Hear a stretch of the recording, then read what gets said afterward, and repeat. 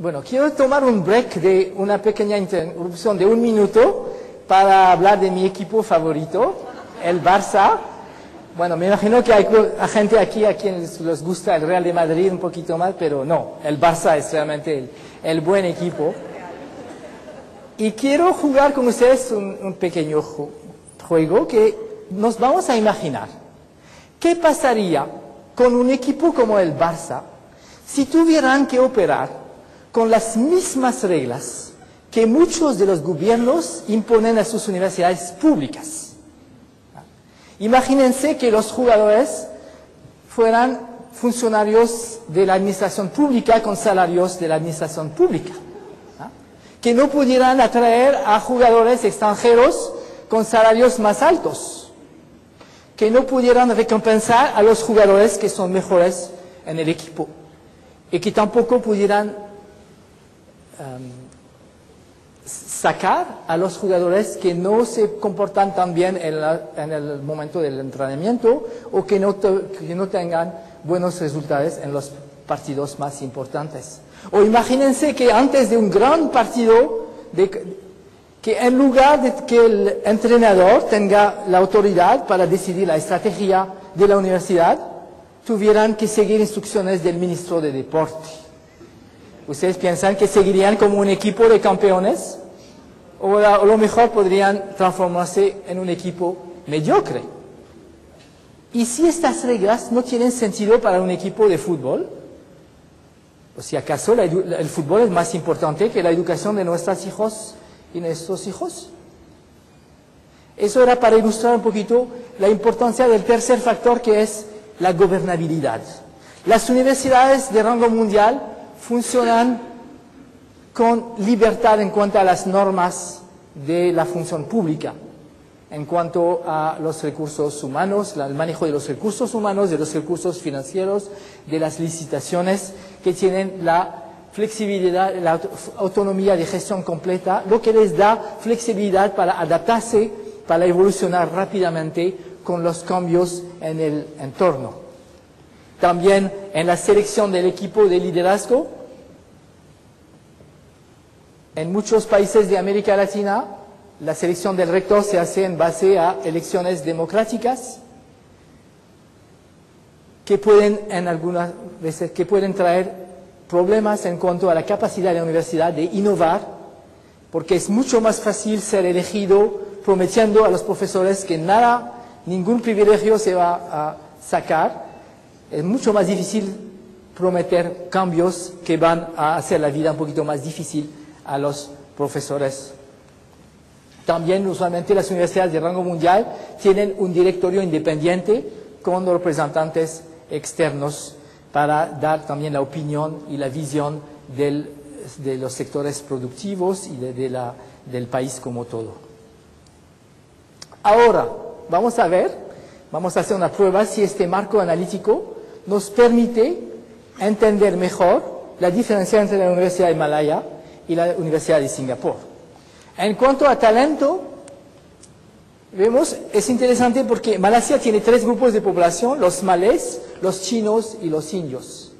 Y como veían que los chinos y los indios tenían una mejor posición en la sociedad, hicieron la experiencia de discriminación positiva más amplia del mundo a nivel de todo el país, lo que ha ayudado mucho a los jóvenes de malés.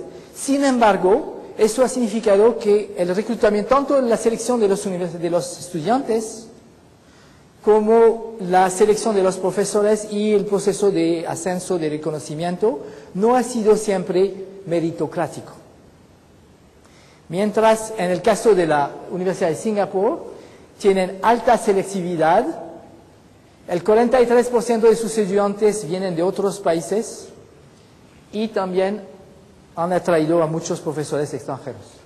En cuanto a los recursos, la Universidad de Malaya recibe principalmente la contribución del presupuesto del Estado, lo que les permite gastar el equivalente de $14,000 por estudiante.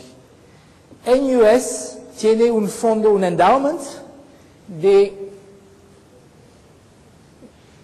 $1,250 millones Si se acuerdan el cuadro sobre Inglaterra, si NUS fuera una universidad inglesa, sería la universidad, la tercera universidad más rica, después de Cambridge y Oxford. El resultado es que llegan a gastar casi 3 veces más por estudiante que la Universidad de Malaya. Y finalmente, en cuanto a gobernabilidad, en Malasia el nombramiento de rector es un proceso altamente político. El resultado que han tenido en los últimos 20 años 10 rectores, mientras en Singapur es un proceso de selección profesional en base a criterios profesionales y han tenido solamente 5 rectores en los 20 años.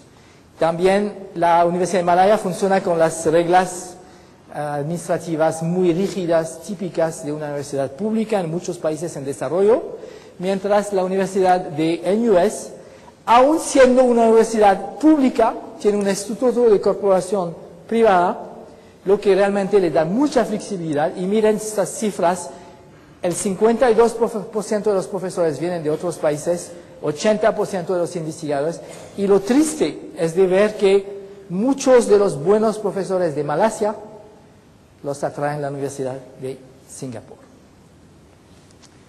Ahora, ¿cuál es el camino, lo que se puede llamar el camino hacia la gloria? ¿Cómo hace uno para llegar a ser una universidad de rango mundial? He identificado 3 caminos que no son mutuamente exclusivos. Primero es mejorar instituciones existentes. Segundo, provocar fusiones entre 2 o más instituciones. Y tercero, crear una nueva institución desde cero. Bueno, el primer camino, el mejoramiento, parece ser el camino más lógico. Es el menos costoso porque ya existe una infraestructura. Sin embargo, el gran desafío es cómo establecer una cultura de la excelencia donde no existe. Si se puede hacer con la misma gente, entonces ahí hay un problema de gobernabilidad. Y realmente el enfoque va a ser en la gobernabilidad, pero es posible. Un ejemplo que menciono en mi libro es el de la Universidad de Leeds en Inglaterra. Realmente llegó un nuevo rector en 2003 y han hecho una labor muy impresionante en transformar y mejorar la universidad.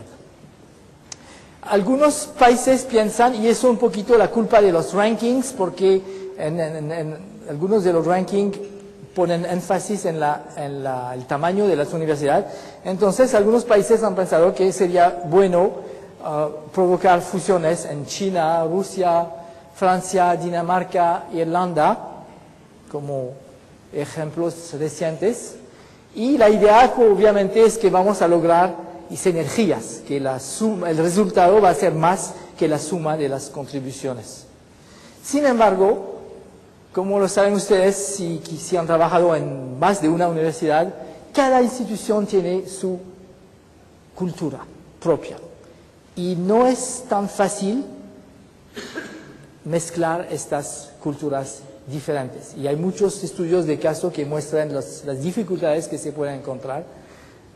Si se hace primero decidir de las 2 universidades quién se va a quedar como rector y quién va a ser el vicerrector. La Universidad de Manchester, por ejemplo, pasó por este proceso, ha sido muy difícil. La Universidad de Beijing hizo una fusión con la Universidad Médica de Beijing y eso ha sido muy, muy malo. Mientras la Universidad de Fudan, que es la mejor universidad de Shanghái, hizo un proceso similar con la Universidad Médica de Shanghái y allí sí les funcionó. ¿No? Así que puede funcionar, pero es muy, muy difícil. Y podemos recordar lo que pasó en el mundo productivo cuando HP y Compaq se casaron, no fue muy exitoso, si lo recuerdan bien. Tercer camino es crear una nueva institución. Aquí les ofrezco una foto de una de mis instituciones favoritas, que es la Olin College of Engineering en Massachusetts, que es una nueva pequeña escuela de ingeniería muy revolucionaria, muy interesante. Pero hay muchos casos en la King Abdullah Universidad de Ciencia y Tecnología, con una inversión inicial de $10.000 millones. En El pequeño país de Luxemburgo también se ha regalado su nueva universidad hace poco. En Kazajstán, el gobierno quiere una nueva universidad, es la Universidad de Astana. En Malasia hay una nueva universidad que es muy interesante porque es una alianza pública-privada, la Multimedia University MMU, donde el gobierno puso la plata de inversión y dinero para los primeros 3 años de operación, pero es una universidad privada que después funciona y ha sido muy exitosa. La nueva escuela de París, la Paris School of Economics, que quiere ser como tan prestigiosa como la London School of Economics. Ahora, obviamente, el costo es mucho más alto, porque uno tiene que construir nueva infraestructura, traer a profesores, etc. Y ahí también hay el gran desafío de establecer, introducir una buena cultura desde el inicio. Porque si uno empieza con una cultura de calidad un poquito mediocre, uno va a regresar a los mismos problemas de las instituciones existentes. Ahora, ¿a quién le toca la iniciativa? Obviamente el Estado tiene un papel muy importante en cuanto a establecer un marco de gobernabilidad favorable, por las razones de las cuales hablamos, y por supuesto por el financiamiento, porque los costos para establecer una nueva institución o para transformar una institución existente son muy altos. Y ahí una pregunta es cómo distribuir. En algunos países, como en Malasia, identificaron a las 4 mejores universidades públicas del país y dijeron, a ustedes les vamos a dar más dinero, pero tienen que mejorar, especialmente en los rankings. Otros países dicen, no, vamos a abrir una competencia, lo que hicieron los alemanes con el Excellence Initiative, donde dicen, nos van a preparar proyectos de desarrollo y a los mejores proyectos les vamos a dar mucho más dinero. También el rol de las instituciones no se puede ignorar, porque realmente el liderazgo es el factor clave para desarrollar una visión estratégica, para inspirar a todos los participantes en el proyecto y para crear esta cultura de la excelencia que se necesita. Para ilustrar el papel de las instituciones, voy a compartir un ejemplo de Finlandia. A 500 kilómetros al norte de Helsinki, la capital, existe una pequeña ciudad que se llama Oulu, en el medio de la selva, y la principal empresa de esta ciudad cortaba árboles de la selva para hacer papel y cartón. Pero al inicio de los 70, el presidente de la empresa tuvo un poquito de inquietud en cuanto al futuro de esta industria, así que le lanzó un desafío al gobierno nacional. Si ustedes establecen en esta ciudad una nueva